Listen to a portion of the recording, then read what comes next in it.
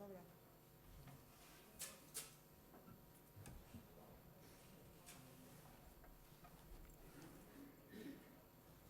¿Se va a poner aquí o aquí? Ah, da igual. Entonces,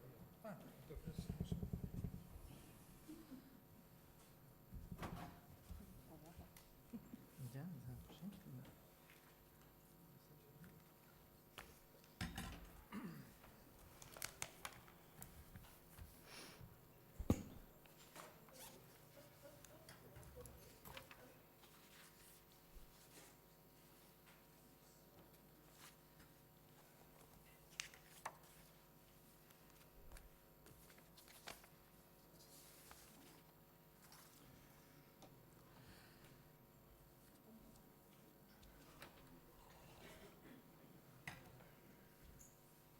Habrá que esperar a que venga Julián ahí, ¿no? Sí, tendrás que coger a algún artista. Y además todavía.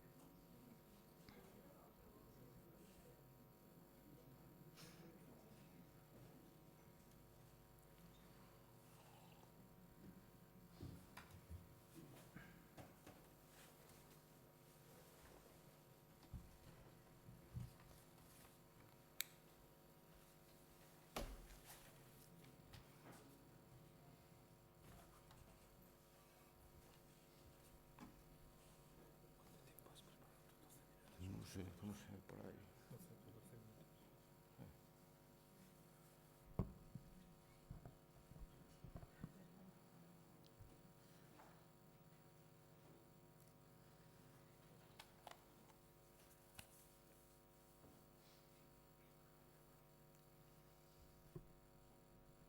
Arratsaldeon. Eskerrik asko etortzeatik. Gaurko mahai inguru honetan. Eta, bueno, ingo dugu horrelako aurkezpen bat, nik ingo dut sarrera bat, eta gero aurkeztuko dizkizuen nerekin mailan daudenak. Alde batetik nere eskerrea, Fernando Golbano, pixkat honea ontzo Ramon Zuriarrain, eta nere onduan Mari Carmen Alonso Pimentel.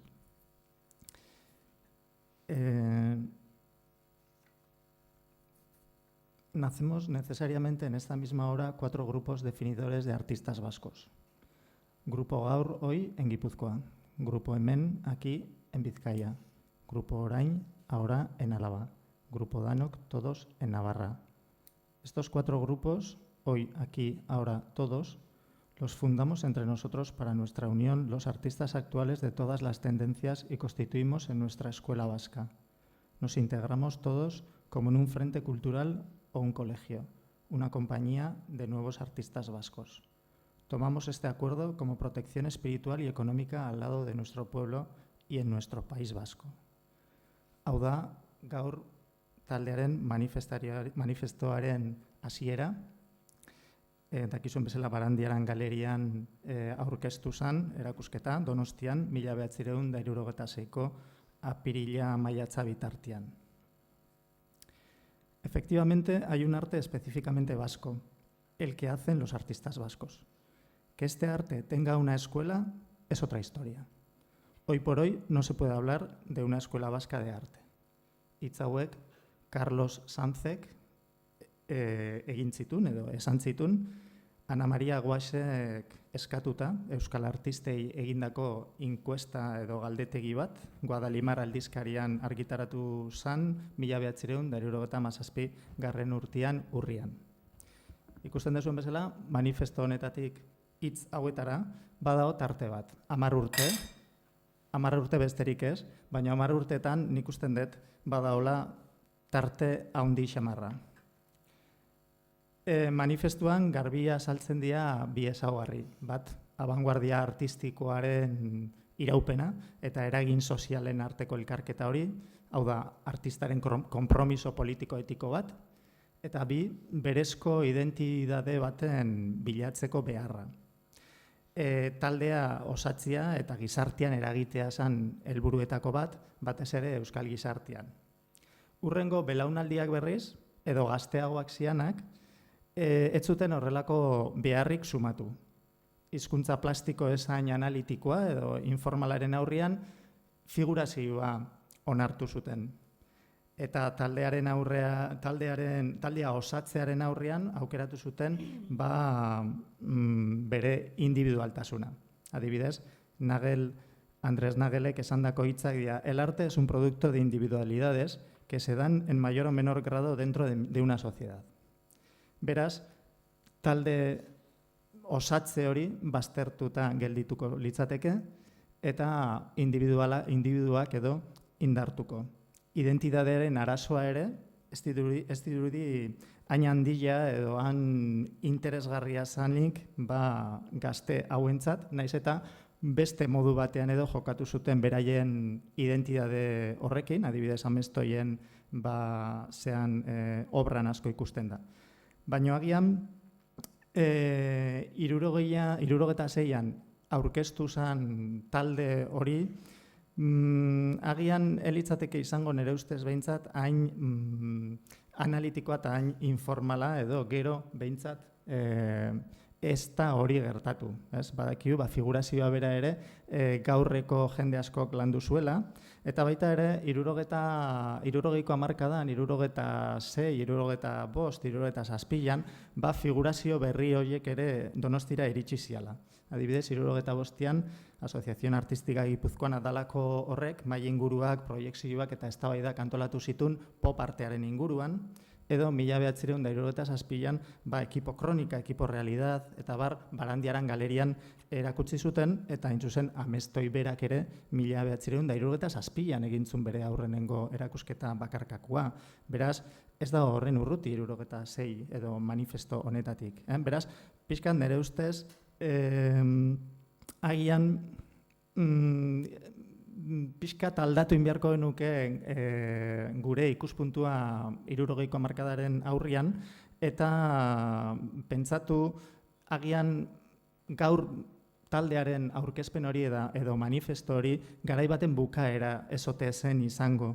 Arantzasun hasitako bide baten bukaera, eta agian 60ko hamarkadako erdialde horretan beste bide bat hasi zen, 62. urtean bukatu zana Iruñako topaketekin.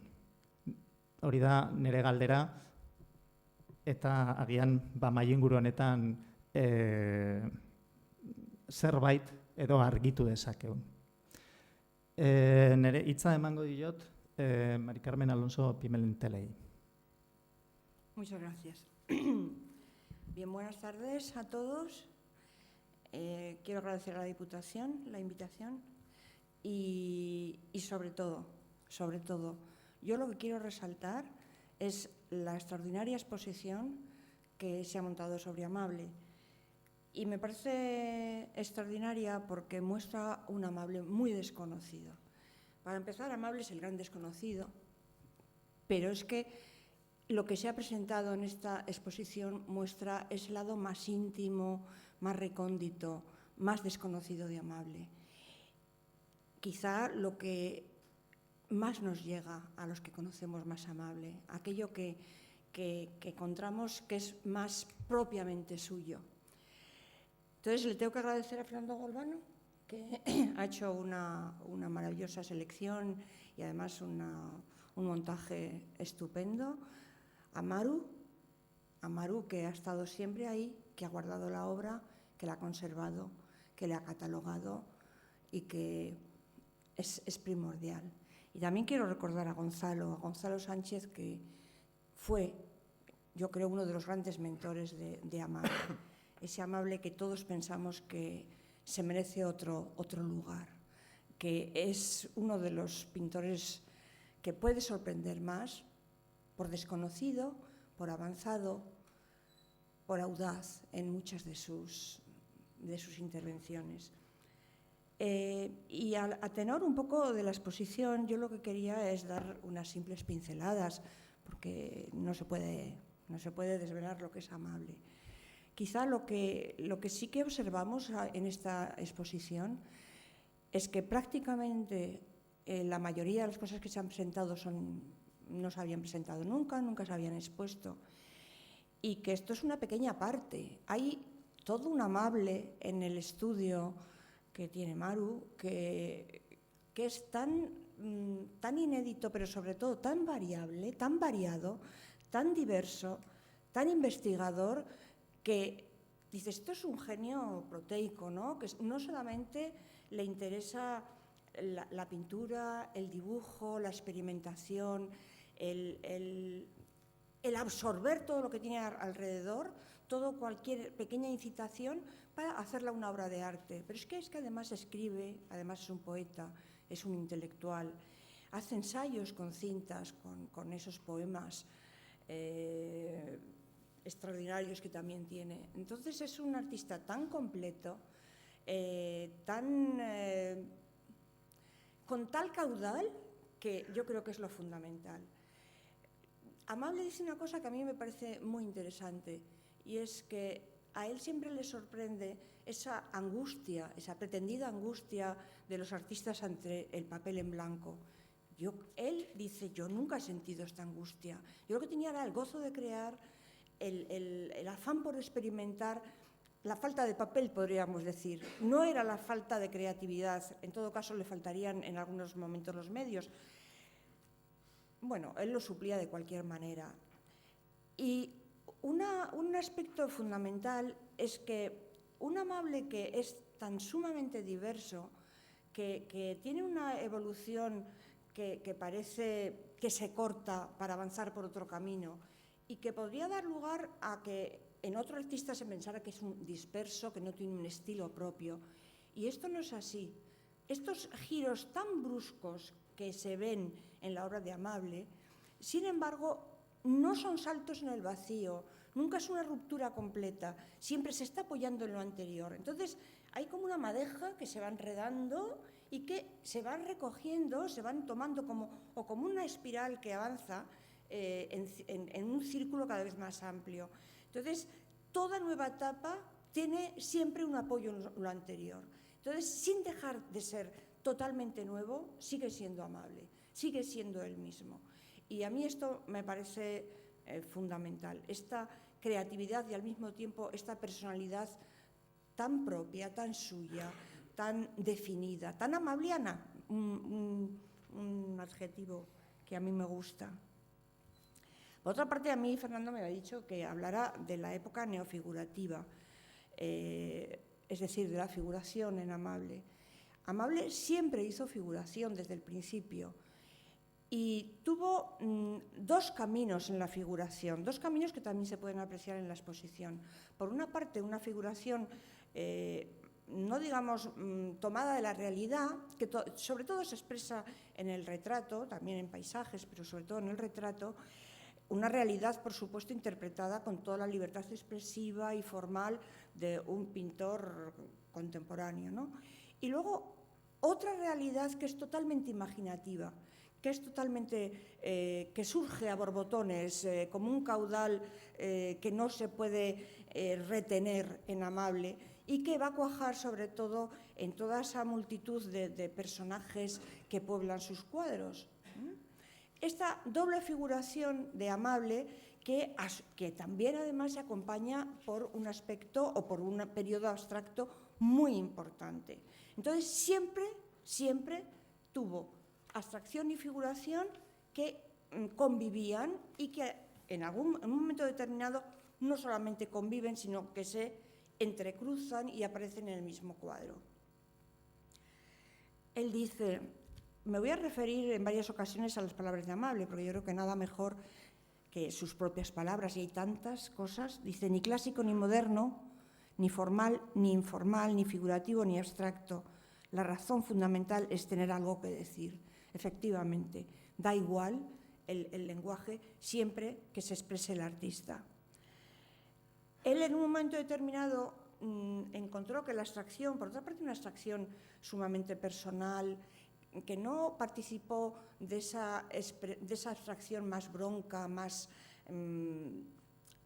brutal de los grupos españoles, ¿no? Él tiene en su abstracción un fondo mucho más controlado, mucho más minimizador casi. Él se vale siempre de la esencia, de la contención, sobre todo en el periodo del átomo. Bien, pues él considera en un momento determinado que la abstracción puede caer en un cierto amaneramiento, en un cierto decorativismo, en un peligro de acomodación, podríamos decir, algo de lo que siempre huyó él. Y ante esto vuelve a la figuración. Vuelve, ¿no?, porque siempre ha tenido, pero bueno, hace más hincapié en la figuración, porque él considera que la figuración le permite estar aquí, posar los pies en tierra, poder ser más crítico también, incorporar sus propias vivencias. Quizá le pudo influir la tendencia existencialista de Sartre, uno de los escritores a los que más admiró, pues para vivir el aquí y el ahora. Nos encontramos más allá de lo abstracto, aunque este sirvió en su momento como un análisis de purificación, eliminando lo narrativo, el tema, etc. Ello significó que, aun siendo necesario en su momento, de seguir en él era quedarse solamente en los elementos formales plásticos. Hoy tenemos más libertad, hoy nos acercamos más a las realidades cotidianas, somos menos trascendentales y afirmamos el aquí abajo en la tierra.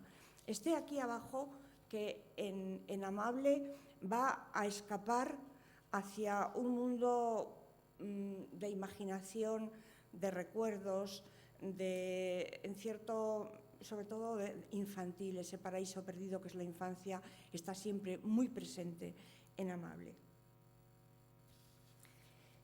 Entonces, él va en un momento determinado, olvidándose de la frase de Malevich que decía que los pintores deben rechazar el tema y los objetos si quieren ser pintores puros, él decide ser impuro. Él quiere volcarse, por lo tanto, en esa consideración mucho más cercana al yo, mucho más cercana a la realidad que va a constituir este periodo. Este mundo de personajes intransferibles, de personajes mágicos, de personajes que configuran un microcosmos fascinante, que nos envuelve, ¿no?, y que nos atrae infinitamente porque son persuasivos, porque dentro de su aparente ingenuidad son sabios, porque tienen esa cordura, podríamos decir, de la necesidad de Amable para expresarse a través de ellos. Estos dibujos, este microcosmos, como digo, encantador, surge de sus dibujos. Amable dibuja compulsivamente, dibuja en todo momento y en todo lugar, solo o acompañado, en el bar o en casa, en las servilletas, en los posavasos, en las cajetillas de tabaco, en los sobres que le llegan a su casa, en los anuncios, en los tarjetones de las exposiciones. Ese mundo tremendamente, que es como una lujuria, que da la impresión de que Amable se alimenta, tiene una necesidad de alimentarse de esos dibujos. Y de estos dibujos, que él llamaba tupamaros, con ese trasfondo irónico y político también de su personalidad, de ahí van a nacer sus personajes. Para él, el dibujo es fundamental. Ya digo que al final es como una catarsis de sí mismo a través del dibujo. Dice, alguien dijo que la mejor manera de entender la pintura es deteniéndose en los pequeños detalles, porque en estos el maestro se manifiesta más claramente, ya que los cuida menos. En suma, las obras pequeñas era donde se veía más al pintor, donde se veía más su estilo. Pues yo creo que precisamente en esta obra menor, en estas obras pequeñas, en estos dibujos tan frágiles, tan inocentes, podríamos decir, es donde está Amable. Y no solamente porque es un mundo que nos fascina, sino porque de ahí van a pasar a los óleos, van a adquirir entonces quizá un protagonismo más definitivo o más interesante, o más importante, no más interesante, a mí me parece igualmente interesante, o más todavía los dibujos. Dibujar significa rozar lo maravilloso y lo tonto. Un dibujo que solo tenga lo tonto siempre será encantador. Entonces, esta aparente sencillez e ingenuidad, esta apariencia de tontería que puedan tener algunos de los dibujos de Amable, configuran, yo creo, ese mundo intelectual de lucha, de tenacidad a ultranza de Amable. Entonces, ahí está su... Yo creo que Fernando y Maru han conseguido que a través de la biblioteca, a través de ese mundo tan personal de Amable, donde no solamente vemos los intereses intelectuales, que son siempre las figuras claves de las personas más de izquierdas de los años 60 y 70, pero es que ver los libros de Amable, como los pueden ver en la exposición, pues es fascinante, es absolutamente sorprendente, porque es que no solamente están subrayados, no solamente hay acotaciones, saca frases, hace comentarios, es como si estuviera dialogando de forma muy vehemente y muy apasionada con el autor, sino que están llenos de dibujos.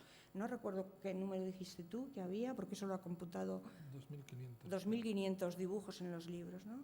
Y de estos libros pasan a sus cuadros.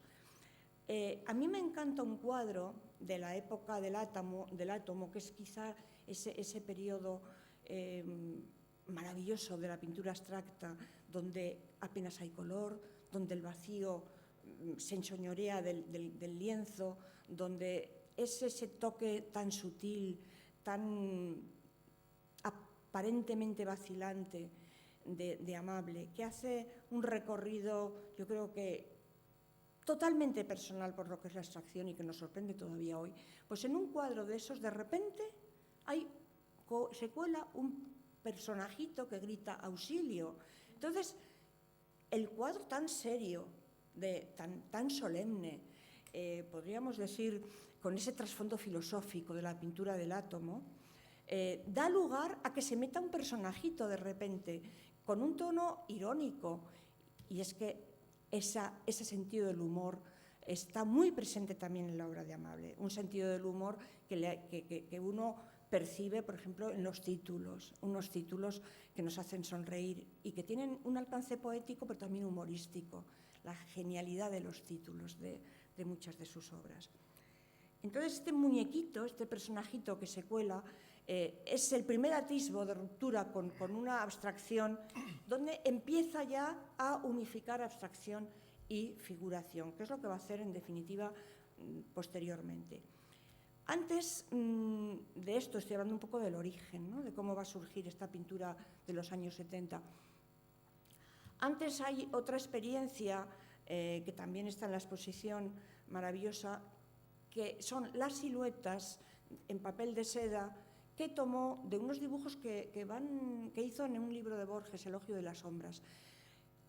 Todos los dibujos de los libros de Amable son muy importantes, pero es que de este libro, del Elogio de las sombras, van a surgir muchísimos cuadros, muchísimos pasteles, muchísimos dibujos. Entonces, son un poco los que van a adquirir más protagonismo. Bueno, pues tomando unas figuras del Elogio de las sombras, hizo unos perfiles en papel de seda malva y blancos y los puso en el lienzo. Entonces hay un juego de sutilezas, de luces y de sombras, de ingravidez, de algo que emerge y que flota, ¿no? que a mí me parece enormemente atractivo. ¿Qué pasó? Pues que no se podía conservar, que era muy frágil y finalmente Amable optó por incorporar estas figuras al lienzo, unos grandes lienzos que son en los que hay en el Museo de Bilbao, de lo invisible 1 y de lo invisible 2, que primeramente se llamaban antítesis. ¿Por qué? Porque uno mantiene un lenguaje abstracto con esas figuras biomórficas, un poco como viscerales que surgen del libro de Borges, y otro está repleto de ese caudal de figurillas que toman su progenie de los seres humanos de todo tipo, de los animales, de las flores, de la vegetación, que se agolpan, que avanzan, que ocupan el cuadro. Entonces se le hace una antítesis, una comparación entre la abstracción y ya digamos, una abstracción impura, mediatizada ya por los personajes. Es decir, que él va a unir esos fondos abstractos, donde vemos toda esa serie de chorreos, de pintura delicuescente, de manchas que son propias de la abstracción y que él mantiene, pero a los que va luego a integrar en ese mundo las figuras que surgen de su imaginación creadora, ¿no? Por eso hay como una doble visión que hay que hacer en Amable. Primero, cuando uno llega a la sala, de repente observa unos colores muy llamativos que te llaman la atención desde lejos, porque son muy atractivos, son muy intensos, son a veces colores ácidos, colores bastante inéditos, y esa es la primera versión. Pero cuando uno se acerca, tiene que acercarse mucho para ver de repente cómo surge ese submundo de figuritas que parece que se mueven. Decía Maru en una ocasión que es una frase muy bonita, que da la impresión de que si volvemos la cabeza van a aprovechar para cambiarse de lugar porque están cargadas de vida, ¿no? Y esta sensación de mundo vivo, de mundo bullente, es el que en una segunda vistazo o una segunda mirada que exige la lejanía y luego la cercanía, es propia de Amable. Y para terminar, porque no me voy a extender evidentemente, yo solo quería decir que Amable se movió al margen de los ismos completamente, que Amable es auténticamente intransferible, suyo, personal, independiente. No es artificioso en absoluto. Entonces, la pintura de Amable surge como algo vivo. La identidad de vida y obra yo creo que es una de las características de Amable. Pinta como vive, dibuja como vive. Es más, da la impresión de que vive para esto, ¿no? Entonces, surge con tal naturalidad, con tal autenticidad que nos cautiva. Él, además, no transige, no desfallece, mantiene su postura. Comentábamos, Fernando y yo, el otro día, que nos hace recordar a esos artistas heroicos de las primeras vanguardias, esos artistas que, sin tener éxito, como fue en el caso de Amable, que muy poco vendió, fue muy poco conocido en vida, y además yo creo que de una forma bastante mistificadora, ¿no? Era como el gran rebelde, el pintor maldito. No fue así. Entonces, esta confusión acerca de Amable no le impidió seguir siendo él mismo, siempre, con esa arrogancia y ese valor, esa integridad personal al margen de lo que le rodeaba. Me pareció un valor muy importante. Hay otro aspecto de Amable que yo quiero resaltar, y es que frente a la negrura, la aspereza, el drama,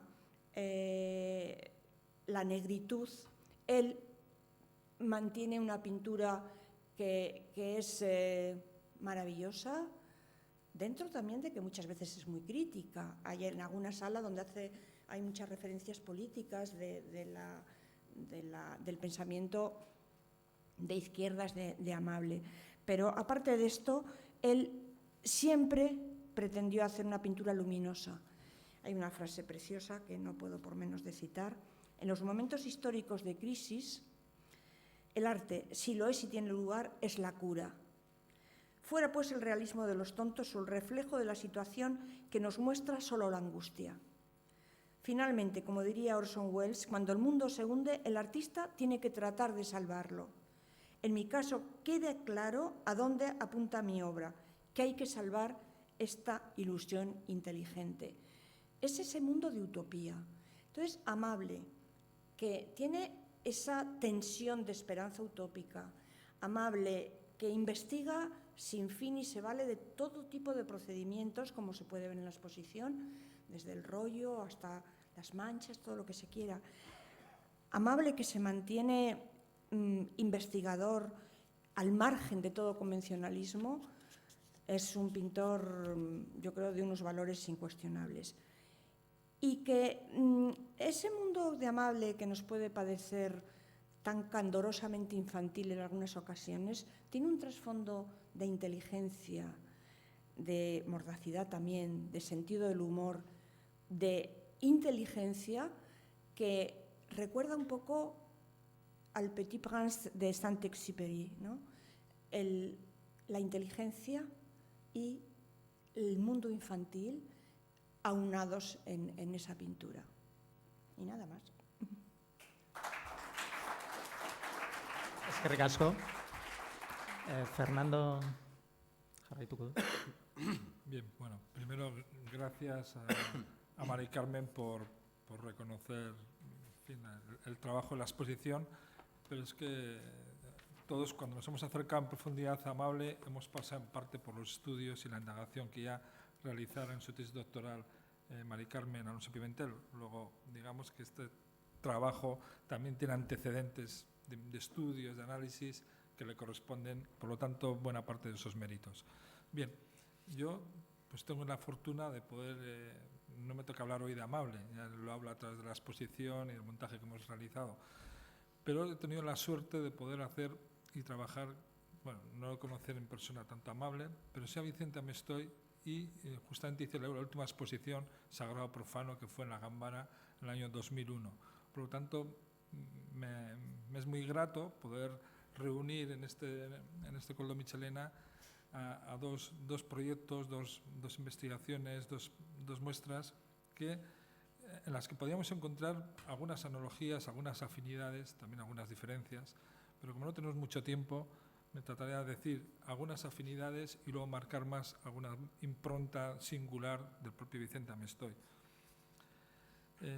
Como ha dicho también Mari Carmen, es verdad que yo creo que primero hay un acontecimiento que marca digamos, un sentido especial. Amable realiza en el año 60 una exposición que llamó Exposición de los 10, que promueve en su propio estudio, que fue una tentativa libre y propia de agrupar esa proto-vanguardia, protoactividad, digamos, de jóvenes creadores en la ciudad de Donosti. Y en esa exposición de los 10, que sería, pues, digamos, un antecedente, lo que pudo ser luego Gaur y Barandiarán en parte, pero, digamos, en esa exposición de los 10 participa un adolescente de 14 años que se llamaba Vicente Amestoy. Se llevaban, que creo, 19, 20 años, más o menos, me parece que eran. Sí, 19 años se llevaban, o sea, una generación, prácticamente un poco más, una generación. Pero es verdad que ya, digamos, Vicente, de modo tan precoz, participa en esa trama emergente, siendo muy jovencito, y que luego, digamos, participará más en el desarrollo de los años 70 con Zurriarain, con Nagel, con Goenaga, en fin, con otros artistas, en esa trama renovadora, digamos, del hacer pictórico, del hacer creativo en el contexto vasco. Pero hay algo que yo creo que les une mucho a Vicente y a Amable.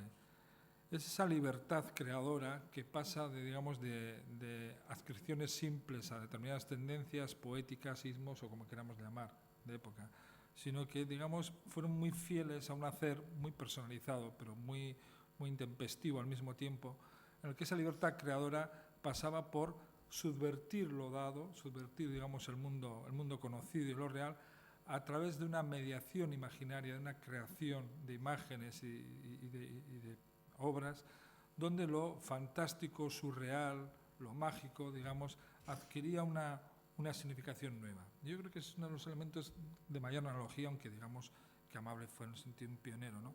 pero en Amestoy se acusa más todavía esa tendencia a lo surrealizante, a lo, digamos, a lo mágico, a lo fantástico, siendo atento a un principio, un imperativo que digamos, Elías Canetti, que fue un escritor que le interesó mucho a Vicente y que lo leía con devoción, sobre todo cuando iba a Marruecos, hacía esos viajes. Canetti ya se pensaba a sí mismo como un escritor que era un custodio de la metamorfosis, es decir, de las transformaciones del mundo, los avatares que van cambiando y van la posibilidad de transformar lo que hay.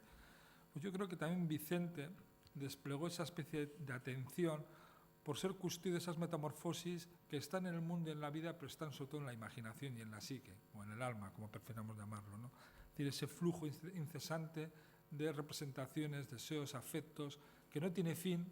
Ya decía Heráclito que por mucho que lo recorras nunca encontrar los límites del alma, es decir, ese pozo sin fondo donde, digamos, podemos abismarnos, podemos interrogar lo que existe, pero también lo que podemos imaginar y desear, ¿no? Y por lo tanto, tanto Amable como Vicente fueron dos artistas muy atentos a explorar, cada uno a su modo y con afinidades y diferencias, a explorar ese mundo, digamos, de lo real que subvierte lo conocido, lo existente, desde lo imaginario. Por lo tanto, en el caso, ya me centro más en el caso de Vicente, esa atención por las metamorfosis, por las mutaciones, por esa dialéctica de transición entre lo humano y lo vegetal, como se puede ver en la expresión de arriba, o entre los géneros y roles sexuales, o entre lo sagrado y lo profano, digamos, como tres campos donde no hay lógica, no hay primacía lógica de un campo sobre otro, sino que son dominios para ser trasvasados con mucha libertad, para crear un conjunto de metáforas visuales, de pensamiento, en imágenes, que permite justamente indagar en eso que nos es muy desconocido, aunque lo tengamos muy cerca y muy próximo. Por eso una parte del mundo de Vicente Amestoy, aunque parte de lo más cotidiano y a veces de su mundo rural, de Echeondo, como está aquí en esta exposición, en realidad es un mundo atento a eso que Freud definió como lo siniestro, es decir, aquello cotidiano que deviene extraño. Esa sería la definición, digamos, psicoanalítica, por lo menos freudiana, de lo siniestro. Y yo creo que lo siniestro como posibilidad de indagar justamente eso humano desconocido y que a veces pues le damos poca importancia. Por eso me parecía que la potencia narrativa y al margen, tanto Amable como también Vicente, pero al margen de esa crítica permanente que desde que Duchamp dijera a principios del siglo XX la crítica a la pintura como, digamos, el deleite de lo retiniano, el placer visual que acomodó, digamos, todo hacer una práctica pictórica, en el caso de estos artistas, por mucho que fueran pintores y celebraban ser pintores, poco tiene que ver con esa celebración, esa delectación meramente lo visual, sino que había algo más, había una dimensión crítica, simbólica, mistérica, que podía tomar la forma a veces de un juego, que siempre hay un juego ahí de transiciones y desdoblamientos, o podía tomar la forma de un mundo fantástico, surreal, que era otra forma de decir que la vida podía ser de otra manera. La vida era otra, decía Pavese también, de viento, de deseos, de nada. Y en este caso esa vida, que no es plena y satisfecha mientras se vive en el existir cotidiano, puede tomar mediante el arte otras formas. O dicho de otra manera, puede el caos de la existencia tomar otras formas, porque los artistas nos permiten eso, situarnos a pie de abismo de ese caos de la existencia para pensarnos de otra manera y pensar el mundo de otra forma. Por eso no es meramente celebración de lo pictórico, sino hay un programa de trabajo crítico, de trabajo vital, y mientras que en Vicente hay una especie de acratismo vitalista que va unido también a veces una atención por lo propio, por lo vasco, por la identidad propia, pero desconfiando un poco de esas etiquetas rígidas y fijas. Por eso Vicente dio, digamos, el perfil, la identidad visual a una aventura satírica, crítica, pero transgresora y heterodoxa, como fue el año 79 la experiencia de Euskadi Xus. 7 números en un año imaginaos lo que fue el 79, en plena transición, un año muy convulso, año donde se había aprobado poco tiempo la Constitución, aquí con un rechazo muy amplio, pero estaba el Estatuto también en esa discusión. Es decir, un contexto donde todavía la acción de las disidencias antifranquistas seguían, o de la lucha armada, seguía todavía con una potencia increíblemente feroz y dura, y sin embargo se atreven buena parte de esta generación de escritores y poetas de crear mediante el arma de la crítica y la sátira, decía Guillor, que también partió en esa aventura, que era el aguijón de la sátira y la crítica, lo que les impulsaba como una fuerza transformadora y crítica, pero también para criticar las fuerzas aquellas que planteaban un cambio nuevo o planteaban una alternativa política de izquierdas o abertzale. Es decir, esa capacidad para criticar e ir contracorriente en ese contexto forma parte de ese mismo espíritu de libertad. Vicente hizo el logotipo de Euskadi Xus, que era una especie de militante con ese dibujo vegetal, de humano vegetal, con la pluma del indio, pero donde ese pasamontañas que identificaba esa identidad anónima y clandestina quedaba desarmado, sin ningún atributo, digamos, militar, sino que quedaba desarmado por esa pluma vegetal, esa especie de disidencia cáustica y heterodoxa. Y eso forma parte también de ese trabajo que podemos ver arriba en los carteles, en las portadas del Zeruko Argi al año 78, donde la sátira, el humor, la transgresión incluso en los tópicos del hacer, de la disidencia, del hacer nacionalista emergente, de ese abertzalismo tan potente que ya estaba tomando forma en esos años, pues podía ser un poco cuestionado del mismo modo que se cuestionaban toda la herencia franquista o se cuestionaban otros referentes políticos. Por lo tanto, en Vicente está ese interés por el extravío de los dobles, de las metamorfosis, de las máscaras. Aparecen muchas figuras enmascaradas, él aparece en muchos momentos enmascarado a través de su mundo vegetal, pero donde nos observa, donde observa a través de ahí, observa ese mundo que circula y que él, digamos, cuestiona y que critica. Está también la producción de ese paraíso. Si el paraíso de la infancia era el paraíso al que volvía una y otra vez amable, el paraíso de lo soñado, de lo transgresor, donde las identidades sexuales podían desplazarse, o sea, adelantándose en muchos años a lo que hoy es la cultura queer, en la cultura, digamos, gay y lesbiana y feminista, ¿no? Él se adelantó un poco en ese imaginario del desplazamiento de la transgresión.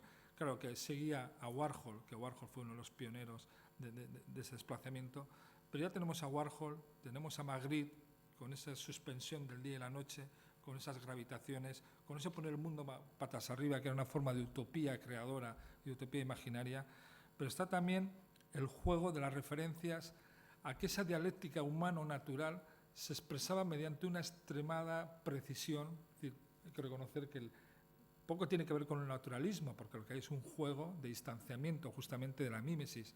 Aunque está la mímesis, la copia, la imitación de lo que existe bajo las formas en una transgresión creadora, poética.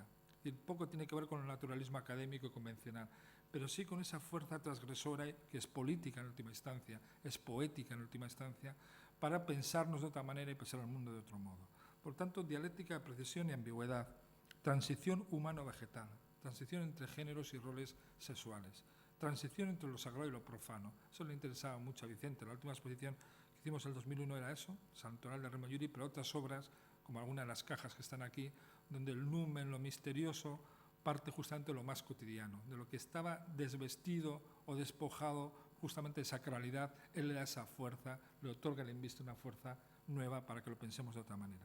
Es decir, que esa heterodoxia, esa herejía incluso, esa forma de imponer una nueva forma simbólica, tenía que ver mucho también por su admiración por Richard Dart. Richard Dart, un pintor simbolista inglés que pasó buena parte de su vida encerrado en un manicomio, pero que hacía un tipo de naturalismo fantástico. De hecho, si veríamos algunos de los cuadros de Richard Dart, 1817, 1886, encontraremos muchas analogías y parentescos visuales con el trabajo de Vicente, que es más fácil asociarlo con el mundo de Ruskin y todos los prerrafaelitas, que también les interesaba ese juego de precisión y distancia con la naturaleza, pero en el caso de Richard Dart, que estaba también ese elemento vital, personal, de rareza, de extraño, de no acomodado a las convenciones sociales, Vicente fue muy cercano y muy empático con ese tipo de obra.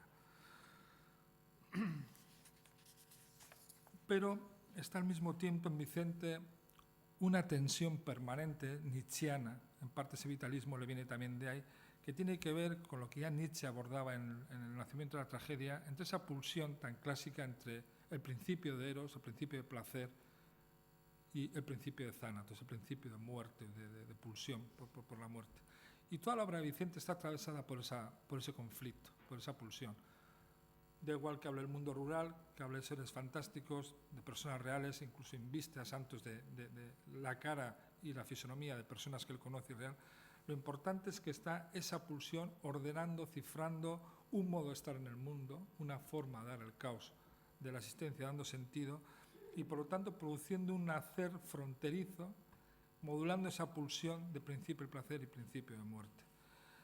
Toda la celebración de la carne, que está en algunas de sus obras, los homenajes a Mishima, todas esas transgresiones, le digo, santoral de lo profano y lo sagrado, tienen que ver con esa voluntad de hacer de esa narración pictórica algo más que una narración pictórica con recursos visuales.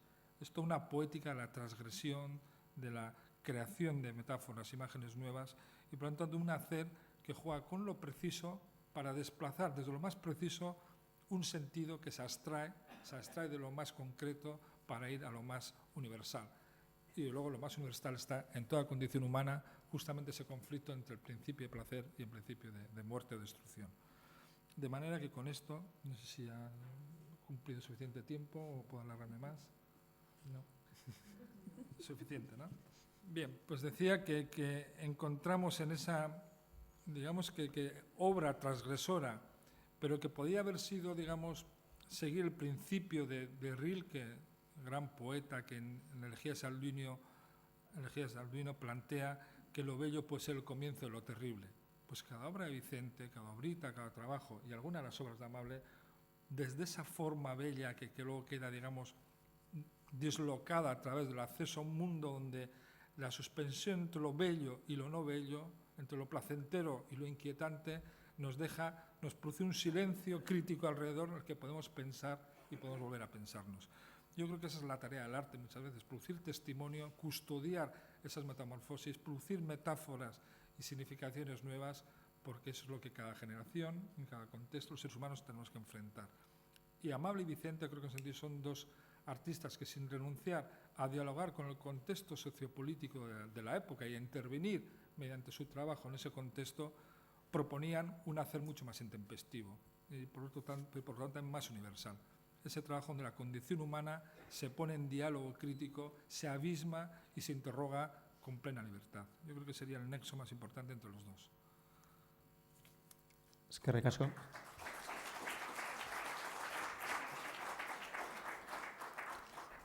Ramón Surriaga.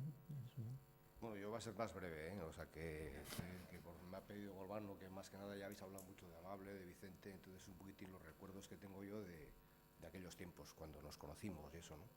Entonces, de alguna manera, mis primeros contactos con el mundo del arte, de la pintura, pues sería cuando yo tendría 14 o 15 años, y entonces empecé a estudiar arquitectura en Madrid y asistía a las clases de dibujo del Círculo de Bellas Artes, ¿no? Y entonces pues solía ir a ver galerías y exposiciones en Madrid, y entonces lo que se veía en aquella época era una pintura como oscura, como paisajes castellanos, marrones, y luego también había pues empezaba el grupo El Paso con Juana Mordó, y entonces ya veías también otro tipo de cosas, pero también de alguna manera era una pintura oscura, ¿no? Los auras como negros, pintando Goyas, ¿no? Y entonces pues luego después en Donostia abrieron la Galería Barandiarán, entonces ya cuando yo volví de Madrid a San Sebastián, abrieron la Galería Barandiarán, y allí ya vi que había gente que hacía otras cosas que yo no había visto en Madrid para nada, ¿no? Y entonces pues que habría de alguna manera otros caminos al mundo del arte más amplios, más imaginativos y más ricos. Y entonces me gustaba mucho una revista que producía entonces Huarte, se llama la revista UTS, que publicaba en aquella época pues tanto dibujos de Sistiaga, que está aquí, como de Valerdi, como cosas de Chillida, en fin, toda la gente de ese grupo, ¿no? Y era una revista pues muy interesante. Y entonces pues a veces puede parecer que el grupo Gaur era un grupo de escultores que se reunían en algún lugar desconocido para hablar solo sobre el vacío. Y ese lugar ha sido merecidamente reconocido, tanto por amantes del arte como por personas ajenas a él, como por ejemplo para un Arrijoso Chale que al ver una piedra de Otiza lo que se plantearía es saber por dónde la cojo para poderla levantar. Y entonces sería probablemente los pintores de esa época no han sido tan reconocidos como los escultores, de alguna manera, ¿no? Aquí, en la pintura, ese vacío de los escultores está lleno de color, está lleno de forma, está lleno de vida, de algún modo, ¿no? Tanto nos vamos a encontrar con los fumetas de aquella época, que hacía estaba entre la escultura y la pintura, porque hacía esos bajos relieves y tal, que luego los pintaba con colores muy, muy puros, muy vivos, como de barco pesquero casi. Luego los Balerdis, también tan orgánicos y tal, y que al principio eran de colores más oscuros o más neutros, y poco a poco pues fue desarrollando un colorido muy, muy intenso y muy vivo, ¿no? O Sistiaga, por ejemplo, con esas formas tan sinuosas y tan espontáneas y tan sensuales al mismo tiempo, ¿no? O Amable, que ya creo que voy a decir de Amable, ¿no? Que realmente con muy A mí poca, no, pero a los demás. no, pero que con muy pocos medios, con muy poca pintura, con muy poco hizo una obra extensísima y estupenda, ¿no? Luego, pues, yo qué sé, con ese mundo poético, irónico y sensual de Amable, ¿no? Bueno, luego ya pues yo pasé varias enfermedades gordas, porque estaba en Madrid en arquitectura y pensé que si seguía con aquello ya al año siguiente ya me la cascaba. Entonces dije, esto se ha acabado. Entonces me matriculé en Bellas Artes en París y allí pues me dedicaba a ver pues, museos y galerías en cantidad. Se veía en aquella época en las galerías muchas obras de arte cinético, pues como Vasarely o de Soto, y luego también se veían obras pues, de artistas españoles como Tapies, por ejemplo, pues, Palazuelo, luego obras de Soulages también. Y luego ya llega el año 68, que yo estaba allí entonces, y ya pues se suspendieron las clases en la facultad y bueno, se paró todo completamente. Y entonces la universidad era la calle. Aquí en la calle pasaba todo, lo que pasaba en París en la calle, ¿no?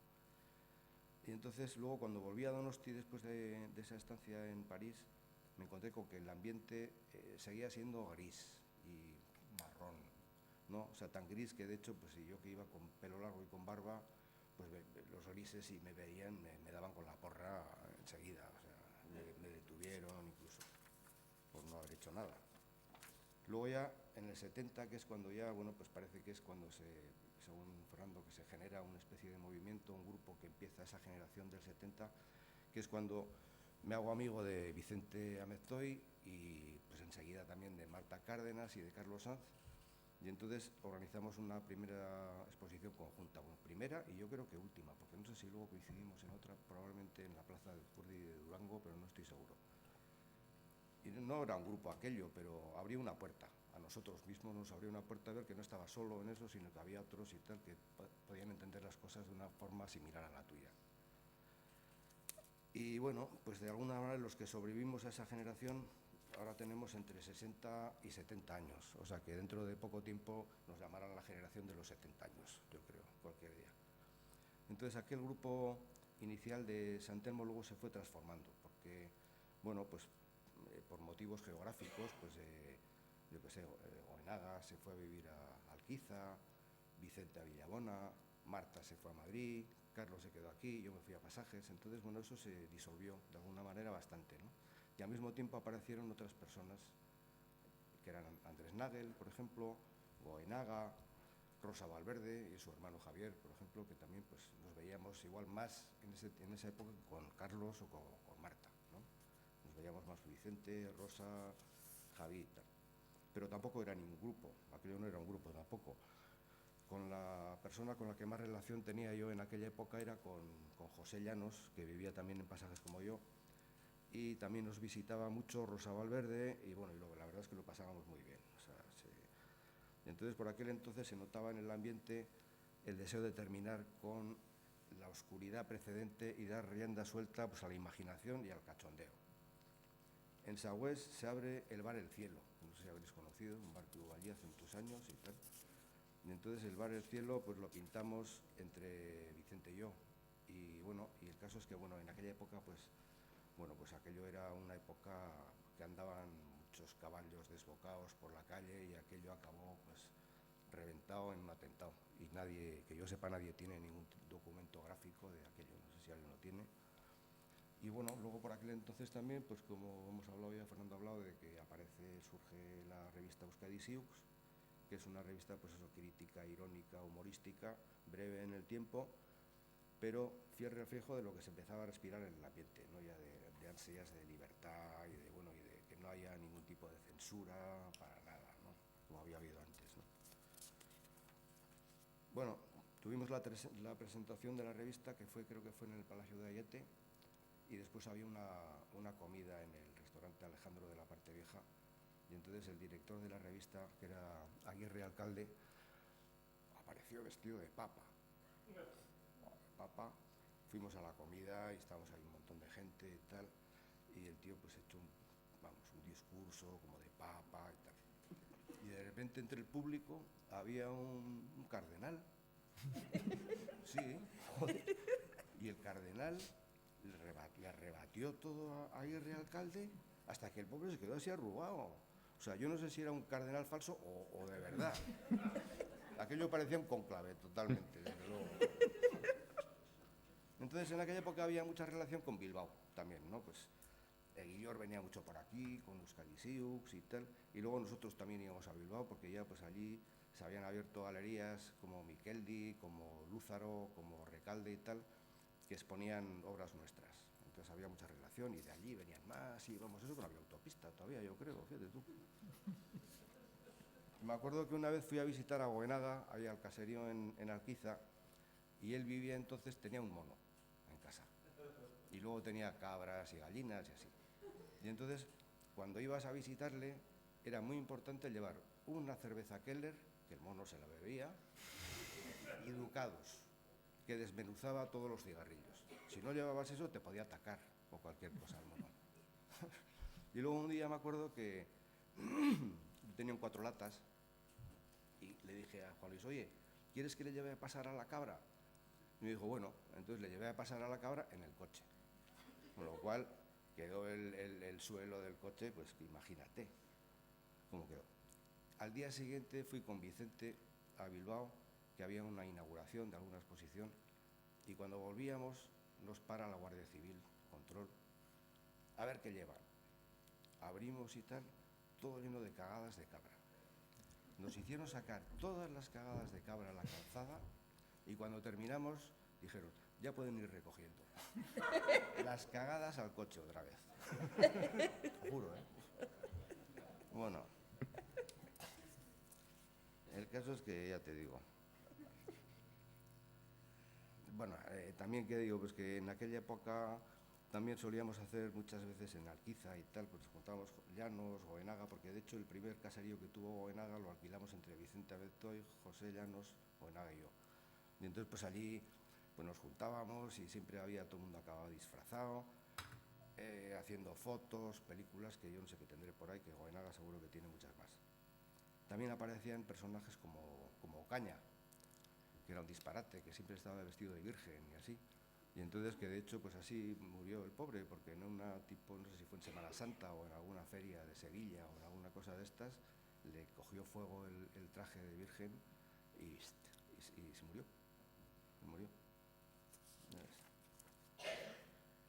Luego siempre había tiempo también para la fiesta. En aquella época había muchas ganas de fiesta, ¿no? Muchas. Y entonces, pues en casa de Villabona, de Vicente, y luego también mucho en casa de Llanos, en Pasajes, pues acaba todo el mundo siempre disfrazado, de alguna manera, sobre todo Llanos, que como cuento Losarra era un fenómeno, siempre estaba disfrazado de algo. Y bueno, pues, pero al mismo tiempo también se trabajaba bastante. Pues en aquella época, pues José hizo todos aquellos cuadros que eran como esas escenografías con varios vídeos superpuestos, ¿no? Como pintados, haciendo como, bueno, historias como dieciochescas, con luz por la parte posterior y tal, unos trabajos increíbles. Vicente también en aquella época fueron los años de una producción más continua y lo que de verdad ya le definió como lo que luego fue la obra que hizo en la Capilla de Rebelluri, ¿no? Que tiene esa, ahí se le veía, ¿no? Lo que luego pudo hacer en la Capilla de Rebelluri, ¿no? Bueno, luego pues a mediados de los 70 ya en Madrid, María Corral y Carmen Jiménez y José Ayllón montaron una galería taller de obra gráfica Grupo 15. Y por allí pasamos también, allí conocí a don Herbert, que había ido a Madrid convencido por otro amigo pintor, José Luis Balagueró, Y entonces me hice muy amigo también en aquella época de Antonio Maya, que es un pintor muy amigo mío, que es gitano, de Madrid. Y entonces nos hicimos muy amigos y pues íbamos mucho a su ambiente también en Casa Patas y tal. Y un día decidimos ir a visitar a Bonifacio a Cuenca, que vivía en Cuenca entonces.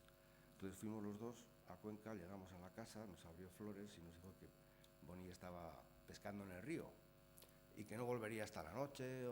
Vale. Entonces nos fuimos, Antonio y yo, a una discoteca en Cuenca, y en la discoteca había un tipo ahí cantando y tal, que no era José Luis Perales, pero cantaba igual, Perales. Y entonces al mismo tiempo, pues no sé, Antonio y yo nos tomamos un par de gin tonics y estábamos en la pista bailando ballet. Y se ve que le sentó mal o algo, porque llamaron a la policía, nos sacaron de allí, nos llevaron a la comisaría y bueno, y nos dicen, ¿y ustedes qué hacen aquí, un vasco y un gitano bailando ballet en una discoteca? Y dijimos, pues nada, hemos venido a visitar a Boni. Y dijeron, ¿Bonifacio? Esa ya está muchas veces aquí. Entonces, bueno, pues luego... Bueno, yo qué sé. Y luego Balagueró pues estaba casado con una americana y tenía un coche americano grande y tal. Y bueno, con aquel coche nos íbamos de excursión por barrios de Madrid que ya no existen, porque ahí es la M30 y eran barrios como pueblitos, de esos de construcciones de un piso o de 2 pisos, sin más. Había baretos pequeños que te sacaban una ración de gambas y andábamos por allí mucho, ¿no? Y paseando por aquí, por allá, bueno, pues lo pasábamos, la verdad fue una época. Y bueno, luego pues me acuerdo que de vuelta a Pasajes fue una época de mucha convulsión, manifestaciones, tiros, muertos. Fue una época así, los 70, claro. Luego fue hacia el año 74 en el que hice una exposición en las salas Luis de Ajuria de Vitoria. Y entonces entre los cuadros había un tríptico muy grande, era fondo negro, y creo que conté que había 524 desnuditos pequeños, ¿no? Figuritas así. Y entonces pues se ve que en aquella época y tal pues pusieron a un miñón en la puerta y si no tenías más de 16 o 18 o lo que sea, no te dejaba entrar. No podías, ¿ves? Y entonces, bueno, pues entonces conocí por allí a Carmelo Ortiz de Elguea, a Santos Iñurrieta, a Mieg y tal. Y bueno, pues entonces hicimos también una amistad con ese otro grupo que eran un poco mayores que nosotros, 1 o 2 de ellos y tal. Y hicimos así un pequeño grupo y ya pues se van acabando los 70, entonces también empieza una época en que la gente va mucho a Marruecos porque era como un viaje en el tiempo, ¿no? O sea, ibas a Marruecos y te metías en otro colorido, en otro ámbito, ¿no? Y de ahí ya pues se pasan a los años 80, que yo me voy a vivir al monte, ahí hace un caserío por allí perdido, y de alguna manera pues en esos años veo menos a estos amigos y tal, porque yo estoy en otro lugar, ¿no? Y sí, eso es lo que puedo contar, ¿no? Si queréis que os cuente más, os cuento. No sé.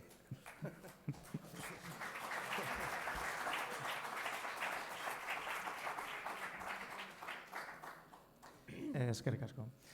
Bueno, no sé si la casualidad ha hecho, no sé qué circunstancias, ha hecho coincidir en Donosti pues 2 exposiciones de 2 artistas de 2 generaciones diferentes, pero muy cercanos también en el tiempo. Amable Arias y Amestoy en el Koldo Michelena, pero también en el Museo de Bilbao la exposición de Basterrechea con la tuya en concreto, con Zurriarán. Y eso pues da pie un poco a hablar de lo que veníamos un poco a hablar en esta mesa, que era de ese cambio generacional, o si es que hubo un cambio generacional, que tampoco está muy claro. Para eso he cogido una declaración que has hecho en un periódico que me ha gustado y que os leo para saber, bueno, no sé si es una pregunta, pero puede dar pie a un comentario, ¿no? Y tú dices en euskera, pero voy a traducir al castellano en una traducción simultánea así un poco chapucera, pero dices, es verdad que nuestra generación trajo un cambio con respecto al anterior, con respecto al grupo Gaur. Ellos eran más racionalistas, más dados a utilizar líneas rectas, cubos, cuadrados y vacíos. Tengo una frase sobre ello que ellos quizás no la tomen a bien. El vacío está lleno de escultores vascos.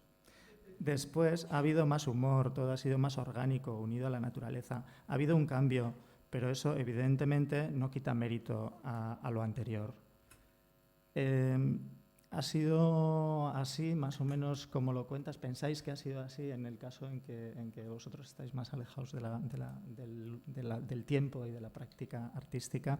Quiero decir, hubo dificultades de vivir a la sombra de una generación tan potente como fue Oteiza con el grupo Gaur o los grupos de escuela vasca, o quizás tampoco es que hubiera tanto cambio. Estoy pensando en cosas como que, bueno, pues la figuración no era tanta figuración, los narracionalistas no eran tan racionalistas porque el informalismo de Gaur está bastante claro, las figuraciones que había en Guipúzcoa eran también bastante, pues estoy pensando en Maripuri, en Maripaz Jiménez, pues yo qué sé, en cosas que también estaban por ahí, que aunque no estaban en el grupo de Gaur, estarían por ahí dando vueltas, ¿no?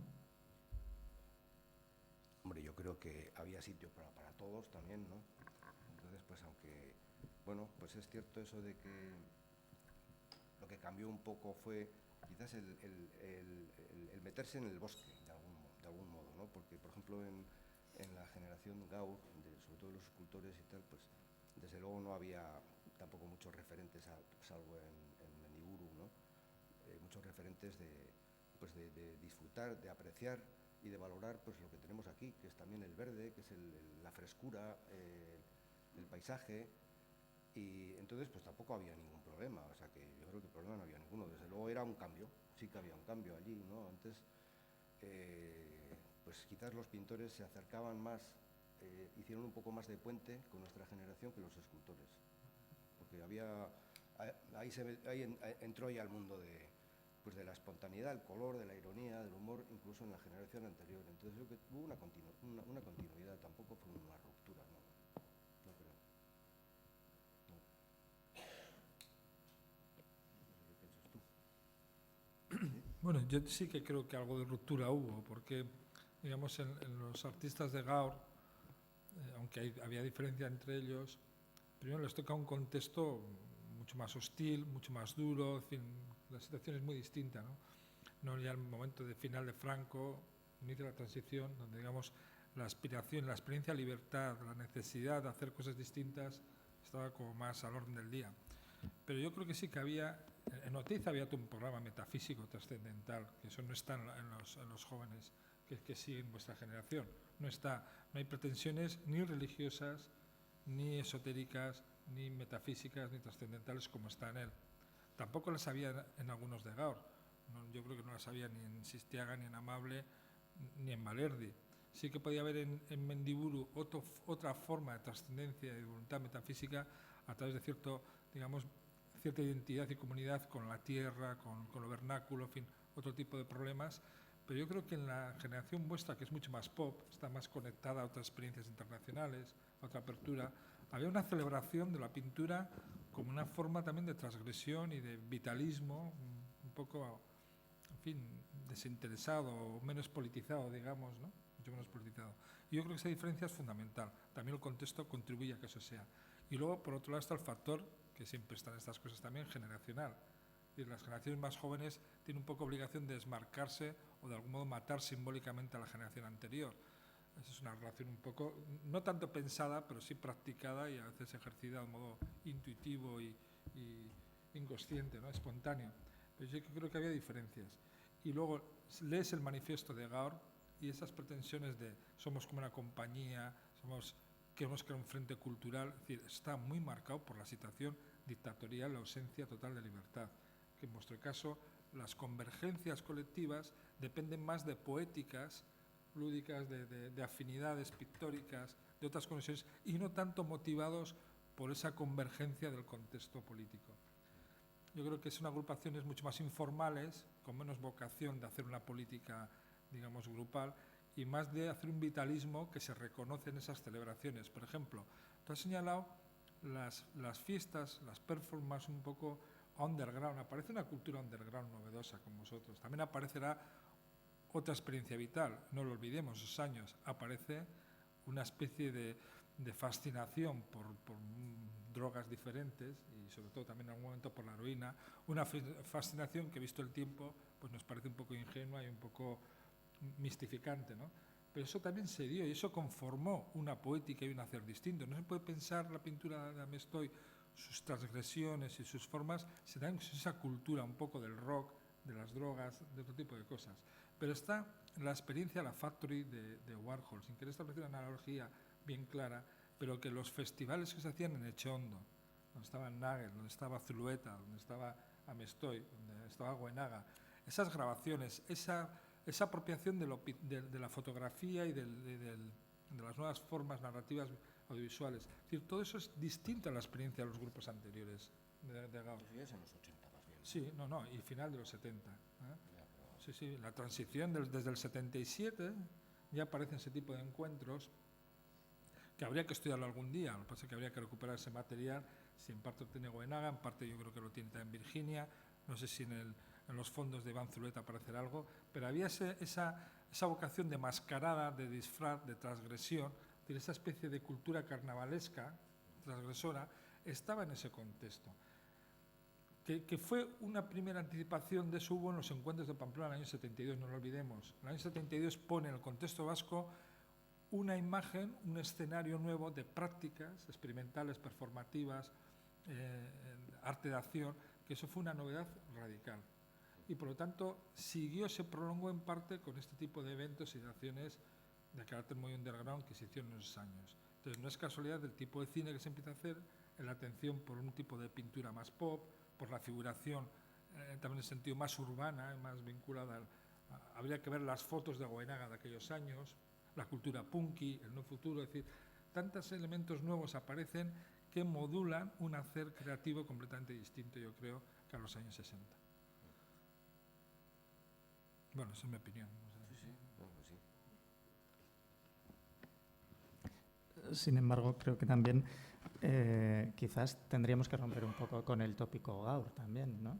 Quiero decir que los pintores de Gaur siguieron pintando después del 66 y siguen pintando hasta hoy en día. Quiero decir que muchos de ellos se dedicaron a hacer otras cosas completamente distintas, también entraron a hacer figuración o otro tipo de cosas, ¿no? Entonces, eso también supongo que tendríamos que pensar en un Amable que está haciendo cosas muy parecidas a una animación, por ejemplo, o de personajes de dibujos animados que están ahí también, ¿no? Y sigue clasificado como de los años 60, aunque eso ya eran los 70 o los casi 80, ¿no? Entonces, supongo que también deberíamos de estar un poco ahí retocando muchas cosas, ¿no? Hay una cosa también que me gustaría comentar, quizás más sobre el manifiesto, y es la idea de escuela, ¿no? Esa idea de formar escuela, pero que no nos queda muy claro qué quiere decir con ello, si es una escuela de estilos, si es una escuela de educación, etcétera, ¿no? Esta idea de escuela en cómo aparece entre los componentes de Gaur y en el manifiesto. Como veis, un poco si Amable también tenía esa, no sé si llamarle obsesión por crear un grupo muy compacto. Yo no creo que el grupo Gaur partía de una idea de una escuela en la que se integraran estilísticamente todos ellos. Sí que es una tendencia de vanguardia donde se propone la abstracción, pero yo creo que es más de apoyo, de enfrentamiento a una situación en que el poder público apoya otro tipo de manifestaciones y que este es el interés primordial. Luego lo que pasa es que con Oteiza, es decir, que como decía el otro día Sistiaga, el grupo Gaur nace con la intención de oponerse a las exposiciones oficiales. Entonces, montar una exposición paralela que sirviera para dar a conocer el valor y la representatividad de una serie de pintores de vanguardia. Y lo que pasa es que luego ya con Oteiza pues esto se amplía más a la idea de escuela que abarque todos los territorios vascos y donde además la función didáctica era fundamental. No solamente se trataba de potenciar a los pintores, de apoyarles, sino también que el público se implicara y adquiriera una preparación mayor. Pero bueno, esto yo creo que no se contempló como una escuela desde el punto de vista de una afinidad estilística, sí de una actitud por parte de Gaur de vanguardia, en mi opinión. No sé. Que sí que eran todos ellos en este momento abstractos, aunque simultanearan otras pinturas, porque en la exposición de Gaur todas las obras que se presentaban eran abstractas, pero porque entonces la vanguardia y la abstracción estaban absolutamente identificadas, lo cual no quiere decir que Amable, por ejemplo, estuviera haciendo en ese momento también figuración. Sí, esta es una vieja cuestión que vuelve en debates sobre la historia del arte de la segunda mitad del siglo XX en Euskadi, ¿no? Es que haya aparecido el término escuela y que se haya utilizado con tan poca, digamos, distancia crítica y se repite como una especie de, pues ya, un poco de etiqueta que funciona, tiene vida propia y ya no se cuestiona. En realidad no hubo ninguna escuela. El intento de crear unos grupos en cada ciudad, yo creo que fue ahí sí que es donde se ve más claramente el proyecto teiciano. Es decir, que en Gaur también aparecen sensibilidades e intereses distintos, pero ese proyecto de producir un movimiento donde la vanguardia arraiga y se conecta con lo popular, con la comunidad, es decir, producción de una experiencia dual, eso es algo que sobre todo viene de Oteiza, al margen de los proyectos luego de pedagogía experimental y de escuela de educación de los niños, proyectos que plantean Elorrio, Sistiaga, pero el proyecto de escuela es una mistificación de lo que supuso que fue la experiencia de la primera vanguardia truncada por la guerra civil. Y ese intento, de hecho, una de las primeras cosas que hace Oteiza cuando viene en el año 48 es tomar un local en Bilbao para fundar la sede de nuevo de ese renacimiento cultural, de esa escuela vasca, pero es más una mistificación, una ensoñación de algo que fue, en fin, con una envergadura y con una dimensión mucho más pequeña de la que luego se ha significado y se ha valorado, y hubo ese intento de reconectar o de volver a enlazar esas generaciones rotas, truncadas por una guerra y por una cierre de la dictadura, ¿no? Pero hay otro elemento que quizás se estudia menos, y es que Oteiza viene de Argentina muy interesado por las lecturas de Torres García. Torres García es el gran referente para Oteiza y para otras vanguardias, porque Torres García vuelve, después de su estancia en París y en España, vuelve en los 30 a Uruguay, y él sí que funda unos talleres y una escuela donde el arte abstracto de vanguardia conecta con talleres de acción de arte popular. Y esa idea, incluso en los manifiestos, podríamos comparar los manifiestos de Torres García con los manifiestos de Oteiza y de Gaur. Y encontraremos muchas afinidades. Nos va a sonar mucho la música, porque él viene muy impactado por esa experiencia. De hecho, él lee un libro, que aquí apenas ha conocido, libro Estructura, que se edita en Montevideo por Torres García, y Oteiza lo lee ya en el año 37 y se viene con ese libro aquí, con el libro súper trabajado, muy trabajado, pero muy pocas veces citado. En realidad Oteiza lo cita casi nunca, pero es el que viene con ese proyecto de renacer, de fundar, de crear todo un proyecto, y cuando deja en el 59-60, digamos, la escultura, que no la deja tan definitivamente, está volcado a ese hacer político, digamos, de acción moral, de acción pedagógica, por fundar ese movimiento. Y eso fue lo que luego no se hizo, ni se hizo el Instituto de Investigaciones Estéticas Comparadas, ni se hicieron tantas cosas que él peleó y luchó por llevarlo adelante, ¿no? Porque no encontró el contexto ni encontró el apoyo suficiente para llevar adelante esos propósitos. Pero sí que creo que el concepto de escuela, en este caso, dice poco de lo que fue realmente aquella experiencia. Pero como producto de una educación estética, o sea, romper con una dinámica conservadora de San Sebastián en concreto y luego del País Vasco en general, sí puede que hubiera una intención muy clara, ¿no?, de educación estética general, no como una escuela cerrada, pero sí como educación estética. Quiero decir que para una siguiente generación también, supongo que el paso dado por el Grupo Gaur fue el primer abrir una puerta muy grande para que vosotros también pudierais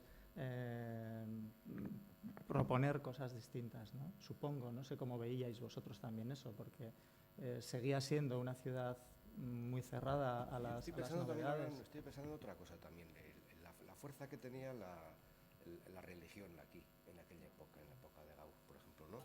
Porque yo cada vez que voy al monumento al padre de Donosti, de Ariña, de Oteiza, hay una cosa que me sorprende muchísimo, que es que la pequeña capilla que hay, que creo que es de Luis Valet, me parece que es una pequeña capilla que hay, que es como un refugio casi, pues está, o sea, construida sobre una de las piedras del Cromlech. Fíjate si hay sitio allí, pues tiene que pisar una piedra del Cromlech. Y al mismo tiempo la escultura de Oteiza está en la mitad del Cromlech. Siempre me ha sorprendido, no sé por qué, ¿no? Oye, respeta un poco también lo que hay, lo que ya había allí, ¿no? De antes, o sea, ponlo al lado, ¿no? Siempre me ha chocado, no sé, no sé qué os parece, pero igual estamos hablando de otra cosa, en definitiva, yo qué sé.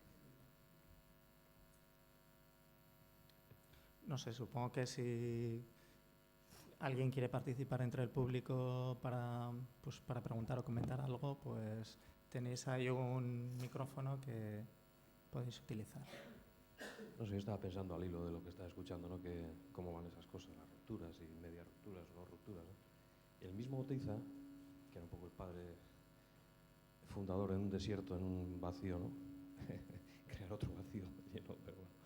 En el vídeo este de Antxustegi lo decía tajantemente, ¿no? Decía, hay dos formas de artes, hay dos líneas grandes. La línea racionalista, Malevich, Cézanne, los neoplasticismos, y yo, que concluyo, ¿no?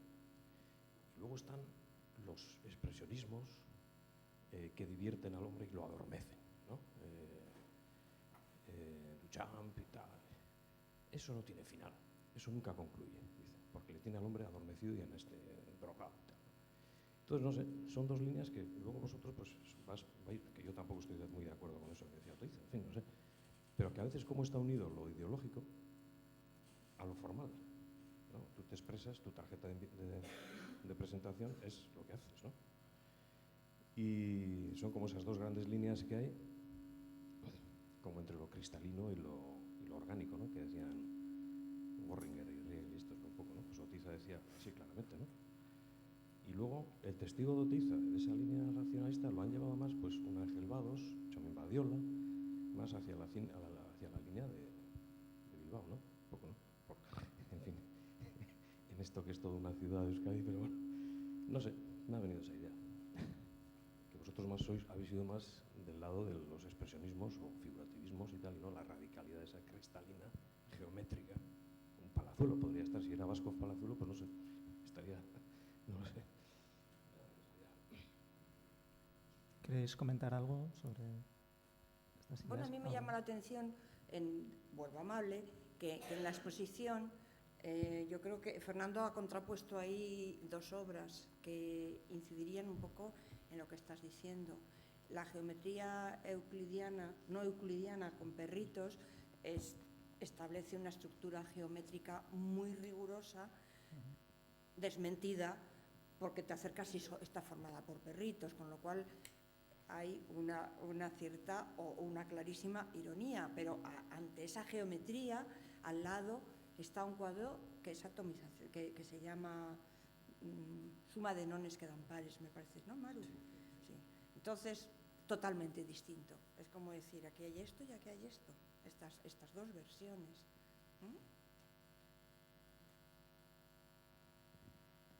Bueno, yo quiero preguntar a Mari Carmen, ya sé lo muchísimo que te interesa la historia de Euskal Herria, y nos puedes decir un poco qué es y por qué te interesa tanto. Bueno, para los que no lo sepan, la historia de Euskal Herria es un libro que le entregaron a Amable, un amigo suyo, y que es una prueba de edición con las hojas en blanco y que iba a ser una historia de Euskal Herria. Entonces, bueno, Amable, como pinta en los libros de hojas del banco y en el rollo ese que hay en la exposición, que tiene casi 100 metros, ¿no? O sea, aprovecha todo, pues de repente un libro muy bien encuadernado, en grande y con las hojas en blanco, pues constituye una especie de incitación que no va ni mucho menos a cortar. Entonces, la historia de Euskal Herria tiene un valor, yo creo que para mí tremendo, pero para cualquiera que se interese por Amable, porque lo empieza a pintar en los últimos meses del 83, todavía hace algún dibujo en el 84 y muere el 29 de febrero del 84, es decir, es un poco lo último que hace.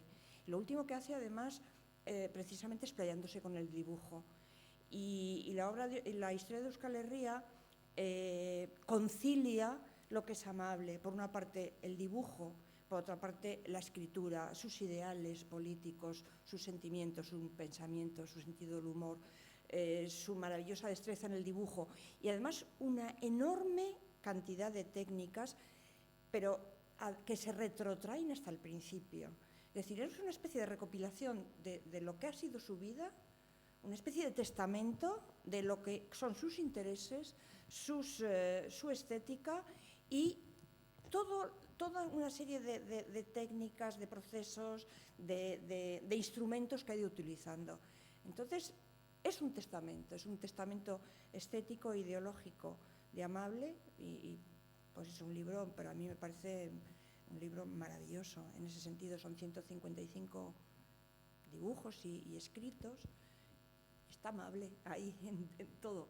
Y claro, es su última obra, por eso me parece a mí que es extraordinariamente relevante. Y tengo la inmensa fortuna de tenerlo, de que es mío, quiero decir. Una pregunta. ¿Tuvo alguna tentación o proyecto en algún momento Amable de pasar a la animación sus dibujos? No le interesaba. No, Maru. Sí, le interesaba muchísimo el cine. Sí. Le interesaba muchísimo. Yo creo que el Me llama la atención después de el tanto rollo es casi- dibujo. El rollo pues, es una forma de pensar es en continuidad. cinematográfica. Y le es decir, interesó ya en muchísimo. unos años 80, 70 o 70 y muchos, pues no pasar a la animación, ese tipo de cosas. Voy a contestar yo un poco. Precisamente de las primeras cosas que hace cuando está son unas hojitas pequeñitas. ¿Cómo será? Pues de los 54, 55. Ahora me has hecho pensar una cosa que nunca había pensado. Hay unos dibujos sencillos en cuartillas que va repitiendo los mismos personajes como si se hubieran movido un poquitito. O sea, están así, luego están así. Es eso que hacíamos de pequeño, que movíamos. Pero y eso parecía que lo se hace movían. bastantes veces, no muy seguido. A lo mejor hay 4 imágenes de una escena, pues yo qué sé, dos hombres o 2 mujeres, o un hombre y una mujer, da lo mismo, pero sí, y si los ves seguidos, ves que es la misma escena de distinta manera. O sea, que sí hay, yo creo, como una especie de cine quieto, por así decir. Sí, no lo había Conociendo pensado. otras experiencias en el grupo Gaur, pues por ejemplo como Sistiaga, que hizo cine, me llama la atención que igual no se decidiera. No es que no se decidiera, o no es que tenía. no le interesaba, posibilidad. vamos. No, claro que le interesaba. Sí, no que tenía acceso a esas cosas, te quiero decir, eso hay que poder también. Amable llegaba a lo que llegaba económicamente, pero desde luego, estate seguro que si hubiera podido, lo de Sistiaga le interesó mucho, desde luego. Y Valerdi, con su Valerdi filme con de Tarzán, animación ¿no? Tarzán, ahí yo creo que podía haber habido una proximidad muy grande, ¿no? Porque él sí que en parte lo tenía soñado, o sea, digamos dibujado en parte, ¿no? Como una storyboard. Pero yo creo que el rollo ya es un proyecto mucho más consistente y esas cuartillas también. Pero la precariedad era tan grande en Amable que mucha parte de lo que hizo y lo que dejó de hacer estaban condicionados por esa situación, ¿no? Precariedad o quizás también una opción, ¿no? de austeridad. No sé, digo hablando desde la ignorancia porque yo no le conozco. Yo no lo creo. No, quizá Precariedad. puede ser, ¿eh? O Luego, sea, con muy poco, sí. muy puede poco haber material opción. hizo cantidad. O sea, Claro, cualquier una cosa. precariedad Entonces, en absoluta. realidad, si ves, no hay grandes cuadros de grandes materiales, ni gran capa de pintura, ni nada, que va, es todo biliviano. Sí, por eso digo que puede ser también una opción, ¿no? De economía de medios también. El dibujo es lo más simple, ¿no? No sé. hubiera recurrido a todo lo posible porque todo le parecía material artístico y no rechazaba nada, al contrario, todo lo que caía en sus manos. Y además lo que decía él siempre, que le gustaba estar lego de técnicas, o sea, que nadie le hubiera dicho cómo se hace, sino meterse a hacer esas cosas. Me acuerdo que tiene, no ha visto casi nadie o nadie, unos cobres que casi se muere por hacerlos, porque empezó a mezclar cosas que producían Asfixia. unos gases o así especiales y casi se desmayó allí en el estudio. Y es para hacer unas planchas de cobre que da como un poco de agujero, y ahí luego hay, están algunos hechos de personajes rellenados de polvo, como quería, una cosa. O sea, todo le hubiera gustado. Pero hay ciertas... en esa época yo detecto en ideologías así como marxistas radicales ese tipo de resistencia al derroche, ¿no? Algo completamente distinto a lo que vivimos pues ahora mismo o hace unos años, ¿no? Entonces sí que también podía ser como una opción luego, de utilizar lo menos posible, sí, de ser autosuficiente, de ser, no sé, amable, pero eso... Amable sí que puntos así. criticaba esa obsesión por hacer cuadros muy grandes. Eso sí, decía, no sé para qué hay que hacer cuadros tan enormes, ¿no? Pero bueno, yo estoy con Maru, que había una precariedad clarísima, pero de esa precariedad pueden surgir obras artísticas, porque también estuvo haciendo unos cuadros abstractos que son interesantísimos sobre cajas de cartón desdobladas, cajas de mercería, vamos. Entonces, bueno, lo aprovechó porque aprovechaba todo, y eso es sumamente interesante. Ahora, yo creo que si hubiera tenido otras posibilidades, pues hubiera hecho cine posiblemente. Lo que pasa es que... Sí, los límites muchas Claro, veces hacen crear claro. cosas muy interesantes. Sí, sí, sí. Los pobres. Pero también te impiden hacer otras cosas Claro. interesantes, claro. ¿Alguna intervención más? ¿Algún comentario más? Me gustaría que Ramón hablara algo de su exposición en Bilbao. Si quiere.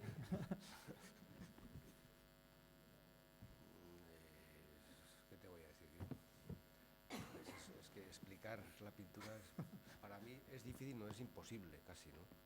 Entonces, bueno, pues en realidad es un conjunto de obras, la mayor parte recientes, de los últimos dos años, 3 años. Hay también un par de cuadros antiguos del 92, y bueno, luego hay muchas acuarelas también. Y entonces, pues parte de los más antiguos, que son colores como muy oscuros, como con aspecto casi de pizarra, que uno representa, pues más que nada representan sensaciones, más que representan algo. La sensación de estar, por ejemplo, en un recinto a cubierto, pero desde el cual miras al exterior y ves que el exterior es un paisaje de lluvia, nocturno, como con unas luces casi de unos fuegos lejanos. Y el otro es un cuadro que pinté en Finlandia, un cuadro grande, que representa pues la sensación de unas rocas en la oscuridad allí, ¿no? Con un poco de vegetación, cuadros muy grises. A partir de esos cuadros, ya como oscuros y tal, introduzco más el color, cada vez más el color, ¿no? Y entonces pues es como de alguna manera que van de la oscuridad a la luz los cuadros, ¿no? Siendo los últimos ya muy luminosos. Y las acuarelas, bueno, tengo también muchos cuadros pequeños, también hice muchos cuadros pequeños en los que aparecen, porque aparecen en el cuadro, yo no es que los ponga, pues un día aparece un perro, otro día aparece un gato, otro día aparece un pez, y si aparecen pues los dejo o no, según a veces se quieren quedar y a veces se quieren ir. Y entonces eso hace que se vaya transformando el cuadro, ¿no? Porque aparece una cosa, desaparece otra, siempre hay una metamorfosis en todos los cuadros. Y luego las acuarelas, que son mucho más livianas, claro, pues sucede un poco lo mismo que con los cuadros, es otra forma de hacer las cosas, pero de alguna manera pues tienen esa continuidad, ¿no? Y luego también hay cosas que hice, por ejemplo, en el Cairo, que estuve hace un par de años, estaba mi hijo allí trabajando, y entonces pues como coincidió con todo el tema de la revolución y eso, y él tenía un piso alquilado, pues me fui para allí, estuve allí un par de meses, Y me llevé las acuarelas, como siempre, que me llevo a todas partes, porque así puedo trabajar en cualquier lugar, ¿no? No necesito llevarme ni caballete ni nada. Y entonces, pues sí, hice allí cosas también, pues algún retrato, pues 2 retratos hice, pues uno un poco al chofer, porque allí, claro, necesitas un chofer. Mi hijo, la empresa le ponía un chofer, porque si no allí no, es imposible, no te puedes mover. Y entonces me era muy simpático, le hice un retrato, luego al que le alquilaba el coche a él le hice otro, y luego pues hice pues acuarelas un poco de allí también, pues en la calle pintar, sí, en la calle también pinté, varias, sí, porque me puse allí a lo del el chofer este, Gamal, pues conocía a unos que tenían un barco de estos turísticos y tal, pero era un barco así como cutre, no era de esos grandes. Y entonces justo tenía un bar y le dijo, oye, este va a estar aquí toda la mañana pintando y tal, muy bien. Me pedía un zumo de vez en cuando y pintaba desde allí, y luego también en la calle, en la plaza de Tajarir. Concretamente un día me puse allí en una esquina y también me hice un par de ellas. Y luego pues lo que hacía también era pues fotos, pasear por allí, hacer fotos. Incluso un día hice un poco de peliculita con un móvil y tal, que estaba así, y me vino un policía secreta y me dijo que le diese la cámara. Y dije, la cámara, si es mi teléfono. ¿Me de la cámara? Pues no, a la cámara. Hala, conmigo. Y me coge, oye, yo ni le conocía, ni me enseñó que era poli ni nada. Joder, y dije yo, ¿qué he hecho a correr? Pues, si tengo el menisco roto, no tengo nada que hacer. O sea, tengo que ir con él. Y menos mal que me llevó, era poli de verdad, me llevó a un sitio que había guardias de esos uniformados, y ya le enseñé el pasaporte, tal. El otro quería ver el móvil, a ver qué había hecho. Pues, no sé, oye, pero no hubo más problemas. Normal. Y entonces, pues eso es lo que hay, ¿vale? Eso es lo que hay. En total serán pues 78 cosas creo que hay en la exposición, de todo tipo de formatos, y pues no sé, lo que voy haciendo yo, lo que me va saliendo, porque es que cuando te pones a pintar, pues igual quieres pintar una cosa, pero luego pues te sale otra, ¿no? O te pones a pintar y al mismo tiempo estás pensando otra cosa que no tiene nada que ver con la pintura, y te pones a hacer otra cosa, dibujos o lo que sea, porque un cuadro necesita, como pues, no sé, descansar. O sea, no puedes estar pintando todo el tiempo un cuadro, porque es que entonces te lo cargas o no. Necesitas que repose un poco y hacer otras cosas más livianas, como las acuarelas o como los dibujos y cosas así. Pues eso es lo que hay. Y luego hay una peliculita en la exposición que me hizo este amigo finlandés, Rax Rinekangas, que estuvo en el estudio pues hace unos 4 años o así. Y entonces él ya estaba empezando a hacer cine, ya todavía no había hecho la primera película, pero sí había hecho muchos documentales sobre arquitectura por todo el mundo. Muy bien además. Y entonces estuvo muy poco y le dijo, oye, ¿por qué no montas esa peliculita para ponerla en la exposición? Y me dijo que tenía poquísimo material, que tenía muy poco, porque no se hizo con ese planteamiento para nada. Pero bueno, al final ha rescatado lo que ha podido, y se ha puesto música por Pascal Gain, yo también le he puesto algunas frases y bueno, es una cosita de 8 minutos, pues que se ve fácil, vamos.